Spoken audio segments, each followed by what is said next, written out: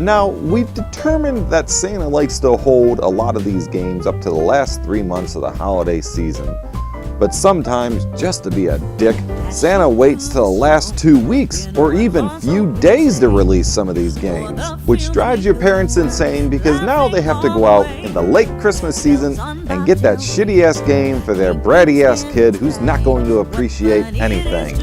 Meanwhile, while Santa sits in his high horse in the mall laughing at you and going ho ho ho or ha ha ha, come get some of this, as he grabs his nut sacks and gives you the middle finger.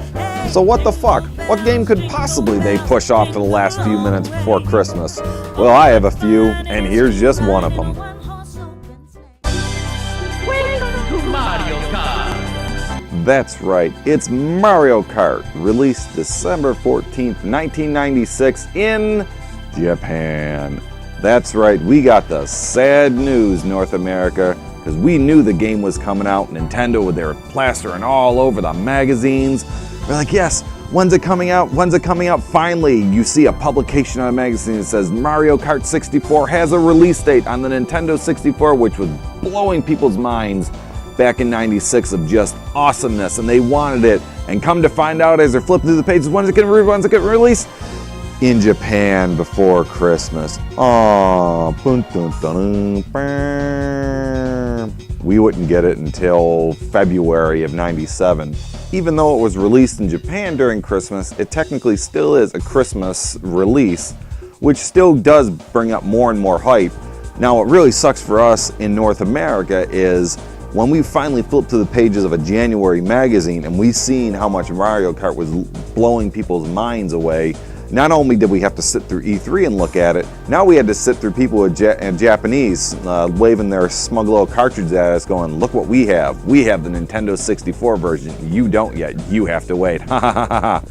So, for the most part, we had to wait for it, but this game was an awesome title. And in my opinion, it's one of the best Mario Kart games they have ever made. Mario Kart 8 has come close, but I have a soft spot for Mario 64, more or less a 4-player split screen. You can't beat that. You can't bring that experience back. And this is like one of the very few consoles, it was the first console that I knew of that had 4 ports right on the front of it. And then Sega tried to copy that, but by the time Sega released their system, PlayStation had already blown a load all over them. That's why the Dreamcast was white, at least in North America, and then they dusted themselves off and turned green, gray, purple, whatever, black, whatever fucking colors they wanted to do it after that. But back to Mario Kart. Mario Kart was just, this game was hyped up and it was awesome. The Super Nintendo version was freaking amazing. You can't compare yourself with the Super Nintendo version. I played the 64 version, and then I tried to go back to the Super Nintendo. It's not that the Super Nintendo version was bad, it's just Mario Kart 64 was that much better, and you just wanted the damn game. You wanted to succeed. You wanted to play Rainbow Road. You wanted to find out all the Easter eggs in this. You wanted the triple mushrooms, which was new. The triple mushrooms, the triple shells.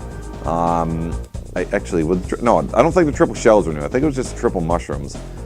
I might be on mushrooms right now. I'm going insane. And this game truly was insane. There was nothing better than going into that one-on-one battle or split-screen battle and getting a flying start and smashing into your buddy in the battle mode and actually having them lose a balloon because you hit them so goddamn hard because you decided to be Bowser and they decided to be a wimpy character like that.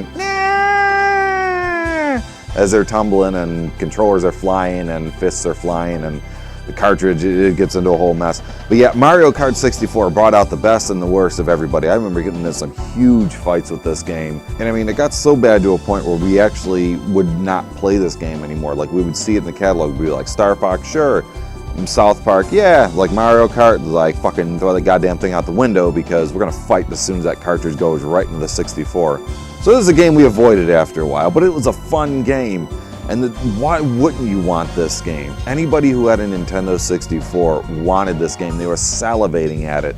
You know, it's hard to say, like, the Switch is great and everybody flips over Zelda, but I'm sorry, the Nintendo 64, specifically this title, Mario 64, if you didn't have those two games, there was no reason to own the fucking Nintendo 64 at that time. But that about wraps it up for this episode. You would say Santa, at least in the US, got off pretty easy, eh? He actually gave us a bone there. He was like, ho ho, whoa, that's too much for this season. How about we wait till next year Christmas? Here, have it in February.